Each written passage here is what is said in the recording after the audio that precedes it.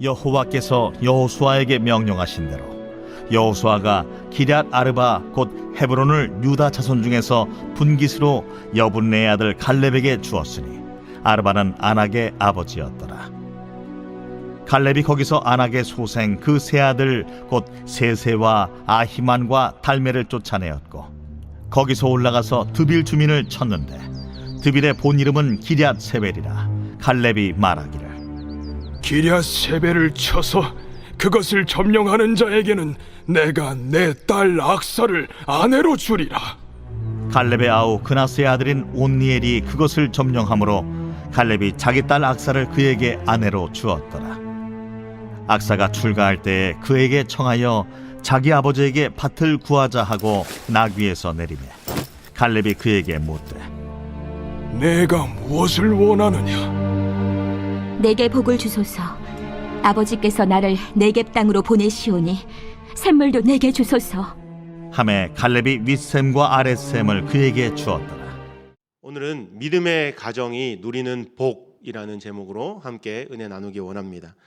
우리가 계속해서 여호수아서 말씀을 살펴보고 있는데 이 여호수아의 원래 이름이 무엇인지 아십니까? 원래 여호수아의 이름은 구원하다라는 의미를 가진 호세아가 원래 이름이었습니다. 그런데 민수기 13장 16절을 보시면 모세가 그 이름을 바꾸어 주죠. 여호와가 구원이시다. 여호와는 구원이시다라는 의미를 가진 여호수아로 이름을 바꾸어 부르게 됩니다. 그런데 이 여호수아의 헬라어 음역의 이름이 무엇이냐면 바로 예수가 됩니다. 그래서 여호수아는 그 이름의 뜻을 따라서 구원이라는 전체적인 주제와 맥락을 가지고 말씀을 이어가고 있는 것을 볼 수 있습니다. 특별히 하나님께서는 이 여호수아를 통하여서 믿음과 신앙의 아름다운 계승을 통하여 구원의 역사를 이루어 가시는 것 또한 볼 수 있습니다. 모세의 뒤를 이어서 하나님의 약속의 말씀을 이제 성취해 나가고 직접 이루어 나가는 여호수아가 바로 그 세대가 되겠죠. 또 그 믿음의 동력자답게 불가능한 상황과 환경 가운데서도 이 산지를 내게 주소서라는 믿음의 선언을 하고 나아갔던, 그리고 그 하나님의 약속의 땅을 쟁취해 나갔던 바로 갈렙이 그 세대일 것입니다. 이제 그 믿음과 신앙이 여호수아와 갈렙의 세대에서 그 다음 세대인 온니엘과 또 갈렙의 딸 악사에게로 그 신앙이 이어지는 것을 보게 됩니다. 여러분, 우리 성도들이 자녀들에게 물려줄 수 있는 가장 큰 유산이 무엇이라고 생각하십니까? 이미 수학의 공식과 같이 그 답을 알고 계십니다. 돈도 아니고 명예도 아니고 건물이나 땅도 아니라 바로 믿음이라는 사실입니다. 바라기는 우리 다음 세대가 믿음의 세대가 될 수 있기를 간절히 소망합니다. 이것이 우리 가정이 누릴 수 있는 진정한 축복인 것입니다. 오늘 본문에도 복받은 사람들이 소개되는데 간절히 바라기는 오늘 말씀에 나오는 이 모든 이 갈렙과 온니엘, 악사가 누렸던 이 놀라운 복을 우리 성도들이 이 세대 가운데 그리고 그 다음 세대 가운데 누릴 수 있게 되기를 간절히 축원합니다. 그렇다면 이들이 어떤 복을 누리게 되었는지 우리 13절 말씀을 다시 한번 읽어볼까요? 본문 13절 말씀 다시 한번 읽어보겠습니다. 시작. 여호와께서 여호수아에게 명령하신 대로 여호수아가 기럇 아르바 곧 헤브론을 유다 자손 중에서 분깃으로 여분네의 아들 갈렙에게 주었으니 아르바는 아낙의 아버지였더라. 아멘. 갈렙은 여호수아가 유다 자손들에게 분깃으로 내어준 땅인 이 기럇 아르바, 다르게 말하면 헤브론 땅을 차지하게 됩니다. 그런데 여러분, 이 헤브론이라는 지명의 이름 어디서 귀에 익숙하지 않으십니까? 앞에서 한번 본 것 같은 기억이 나지 않으십니까? 사실 확인을 위해서 우리 몇 장 앞으로 가서 여호수아 11장으로 한번 거슬러 올라가 볼까요? 여호수아 11장 한 두 장만 넘기시면 나오죠. 여호수아 11장 21절 22절 말씀을 우리가 이미 다 살펴본 말씀이지만 함께 다시 한번 읽겠습니다. 11장 21, 22절 두 절의 말씀 함께 읽습니다. 시작. 그때에 여호수아가 가서 산지와 헤브론과 드빌과 아납과 유다 온 산지와 이스라엘의 온 산지에서 아낙 사람들을 멸절하고 그가 또 그들의 성읍들을 진멸하여 바쳤으므로 이스라엘 자손의 땅에는 아낙 사람들이 하나도 남지 아니하였고 가사와 가드와 아스돗에만 남았더라. 아멘. 방금 우리가 여호수아 11장을 통해서 읽었듯이 헤브론 땅은 이미 과거에 여호수아에게 점령당했던 땅이었습니다. 그때 이미 여호수아가 아낙 사람들을 멸절시켰습니다. 그런데 조금 찜찜한 부분이 있죠. 22절 마지막에 보시면 가사와 가드와 아스돗에만 남았더라라는 표현이 있습니다. 항상 이 남았더라라는 부분이 문제의 요지가 됩니다. 22절 마지막 부분에 설명하고 있듯이 가사와 가드와 아스돗에 조금 남았던 이 세력들이 이스라엘이 남은 땅들을 정복하고 북부 지역과의 전쟁을 치르는 동안 이 세력이 점점 커져서 다시 헤브론으로 돌아와서 그 지역에 거하고 있었던 것이었습니다. 이곳에 살고 있던 이 아낙 자손들의 특징 여러분 무엇인지 아시죠? 이 아낙 자손들은 기골이 장대한 거인족이었습니다. 키와 덩치가 평균치보다 커서도 있지만 이들은 전쟁에 강했던 강한 민족이었습니다. 그에 비해 지금 갈렙은 어떤 상황입니까? 85세의 할아버지입니다. 그러나 이 갈렙은 여러 가지 열악한 상황과 환경에 매이지 않고 이 산지를 내게 주소서라는 믿음의 선포와 함께 여호와께서 나와 함께 하시면 여호와가 이 땅을 차지하게 할 것이다 라는 선포를 하고 결국 그 땅을 차지하게 되는 것을 보게 되죠. 저 안에 사랑하는 여러분, 우리에게도 이 갈렙과 같은 믿음이 또 상황과 환경을 초월하는 용기와 지혜가 충만하기를 원합니다. 그래서 우리의 결단과 믿음을 통하여 일하시는 하나님의 역사를 우리의 삶을 통하여 경험하게 되시기를 간절히 소망합니다. 갈렙은 헤브론 땅에 다시 돌아와 자리 잡았던 아낙 자손들인 세세와 아히만과 달메를 완전히 쫓아내게 되는데 성공합니다. 이제 갈렙은 이 여세를 몰아서 그 옆에 땅인 드빌 지역까지 공격하면 더 넓은 땅을 이제 기업으로 얻게 될 것입니다. 그런데 웬걸요? 갈렙은 드빌을 자신이 직접 바로 공격하지 않고 이상한 공약 하나를 내걸고 있는 것을 볼 수 있습니다. 그 공약이 무엇입니까? 다시 오늘 본문으로 돌아와서 16절, 본문이었던 15장 16절 한번 읽어볼까요? 시작. 갈렙이 말하기를 기럇세벨을 쳐서 그것을 점령하는 자에게는 내가 내 딸 악사를 아내로 주리라 하였더니. 아멘. 여러분, 공약의 조건이 무엇입니까? 기럇세벨을 쳐서 점령하는 것입니다. 이것이 바로 공약의 조건입니다. 그러면 그 보상 대가가 무엇입니까? 자신의 딸 악사를 선물로 주겠다, 포상으로 주겠다는 것입니다. 여러분, 충격적인 말 아니겠습니까? 지금 같으면 여성인권위원회에서 갈렙을 가만두지 않을 만한 이야기입니다. 아무리 당시의 시대적 상황이 여성이 차지하는 비중이 이렇게 적었다 하더라도 어떻게 자신의 딸을 이렇게 전쟁의 전유물 취급하고 어떤 포상, 물건 취급하듯이 포상물로 내걸 수 있는가라고 생각한다면 큰 오산입니다. 여러분, 우리는 이 말씀을 바르게 해석하지 않으면 큰 오해를 살 수 있고 갈렙을 나쁜 아버지로 기억하게 될 것입니다.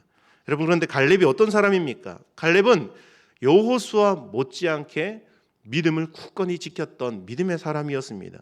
누구보다도 자녀를 사랑했고 다음 세대를 위했던 사람이었습니다. 사실 성경에 보면 갈렙에 대한 기록이 그리 많이 기록되어 있지는 않습니다.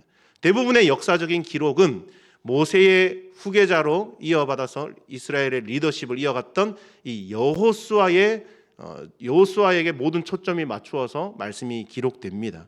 갈렙은 항상 2인자로서 그 뒤에서 여호수아를 돕고 동력하는 조력자로 대부분 소개가 되고 있습니다. 민수기 14장을 보시면 가나안 땅을 정탐하고 돌아온 12명의 정탐꾼의 사역 보고가 이스라엘 온 회중 앞에서 이루어지게 되죠. 이때에 하나님께서는 아낙 자손들을 보고 두려워하고 우리는 메뚜기에 불과하다, 우리는 저 땅을 차지할 수 없다라는 부정적인 보고를 했던 사람들을 책망하시고 또 긍정적인 보고를 했던 여호수아와 갈렙을 칭찬하시면서 이 두 사람만이 살아서 가나안 땅을 밟게 될 것이다 라는 말씀을 합니다. 그리고 이어서 이 갈렙이 어떤 사람인지 하나님께서 평가하고 계시는데, 우리 중요한 말씀이기 때문에 한번 찾아보겠습니다. 민수기 14장, 앞으로 조금 넘어가시면 민수기 14장 24절 말씀을 우리 함께 찾아서 하나님이 평가하시는 갈렙이 어떤 사람인지 한번 읽어보도록 하겠습니다. 함께 읽습니다. 시작. 그러나 내 종 갈렙은 그 마음이 그들과 달라서 나를 온전히 따랐은즉 그가 갔던 땅으로 내가 그를 인도하여 드리니 그의 자손이 그 땅을 차지하리라. 할렐루야. 주 안에 사랑하는 여러분, 갈렙은 하나님과 그 약속의 말씀을 온전히 따랐던 사람입니다. 온전히 지키기 위하여서 순종했던 사람이었습니다. 그 약속의 말씀을 끝까지 붙들었기 때문에 그와 그 후손이 그 약속의 땅을 받게 되었던 것입니다. 이런 갈렙의 온전함과 충직함은 자녀를 사랑하는 마음에서도 찾아볼 수 있습니다. 앞선 16절 말씀, 기럇 세벨을 쳐서 점령하는 자에게 자신의 딸 악사를 주겠다라는 공약은 전쟁의 승리자에게 자신의 딸을 선물로 주겠다라는 그런 포상의 개념을 넘어서서 자신의 딸 악사가 바로 믿음의 사람, 믿음의 용사를 만나서 가정을 이루기를 바랬던 아버지의 마음이었던 것이었습니다. 악사의 배필이 될 만한 믿음과 용기를 가진 사위를 공개적으로 지금 모집하고 있는 것입니다. 자신의 뒤를 이을 만한 다음 세대의 용사를 뽑기 위한 테스트였던 것이었습니다. 이러한 모습이야말로 자신의 딸을 진심으로 생각하고 그 가정이 믿음의 가정이 되기를 간절히 바라는 이 아버지의 지혜로운 모습이 아니겠습니까? 이런 과정을 통하여서 선발된 사람이 여러분 누구입니까? 17절 말씀 보실까요?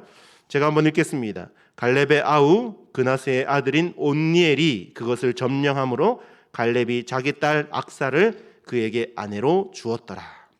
여러분, 누가 갈렙의 사위로 공개 모집에서 선발되게 됩니까? 바로 온니엘.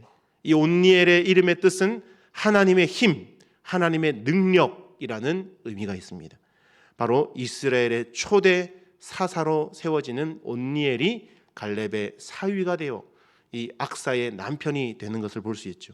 훗날 온니엘은 여호수아가 죽은 이후에 이스라엘 백성이 8년 동안 이 메소포타미아 왕 구산 리사다임에게 압제를 당하고 핍박을 당할 때에 이스라엘 초대 사사로 세움받아서 이들을 구원하여서 40년 동안 이스라엘이 평안하게 평화를 누릴 수 있는 귀한 사역에 쓰임받게 되는 것을 볼 수 있습니다. 주 안에 사랑하는 여러분, 우리는 우리의 자녀와 우리의 다음 세대를 위하여서 어떤 기도를 하고 계십니까? 혹시 자녀의 배우자들을 위하여서 기도하고 계십니까? 기도하시지 않는다면 지금도 늦지 않았습니다. 지금부터 자녀들과 그 배우자들을 위하여서 기도하셔야만 합니다. 그렇다면 그 사람에게서 찾는 가장 중요한, 자녀들의 배우자들에게 찾는 가장 중요한 조건을 무엇으로 꼽고 계십니까? 자신 있게 믿음이라고 선포해야 되는데 입이 잘 떨어지지 않죠. 간절히 바라기는 우리 창일의 모든 가정과 우리 자녀들의 가정이 오늘 살펴본 이 갈렙의 가정과 같이 믿음의 명문 가정이 될 수 있기를 간절히 소망합니다. 이것이 다음 세대에게 물려줄 수 있는 가장 큰 축복이 아니겠습니까? 이미 자식들이 머리가 굵다고 이미 다 컸기 때문에 내가 어찌할 수 없다라며 손을 놓고 계시진 않습니까? 그러나 여러분, 천만의 말씀입니다. 믿음의 다음 세대를 양육하는 일에는 절대로 포기란 있을 수 없습니다. 바라기는 갈렙의 믿음과 신앙이 그 딸 악사에게로, 그의 사위 온니엘에게로 이어졌던 것처럼 하나님의 칭찬을 들을 뿐 아니라 나라와 민족을 위하여서 귀하게 쓰임받았던 것처럼 우리 창일의 모든 가정과 또 우리 자녀들의 가정이 이 마지막 때에 하나님의 나라를 위하여 귀하게 쓰임받고 하나님의 그 뜻을 이루어가는 복된 가정이 될 수 있기를 주님의 이름으로 간절히 축원합니다. 제가 말씀을 기억하며 기도하기를 원합니다. 믿음의 조상 갈렙이 삶으로 보여주었던 그 믿음과 신앙을 우리가 본받기 원합니다. 나아가 그 자녀와 다음 세대에게도 동일한 믿음과 신앙이 전해지기를 바라는 마음을 본받아서 우리의 자녀와 다음 세대가 하나님을 알고 하나님의 말씀을 따르는 다음 세대가 되기를 위해 기도합시다. 특별히 우리 창일교회 주일학교와 청년들이 하나님의 말씀을 따르는 다음 세대로 잘 자라나서 아름다운 믿음의 가정을 이루어 하나님이 기뻐하시는 뜻대로 쓰임받는 가정이 되기를 우리 주님의 이름을 한번 부르고 간절히 기도하겠습니다.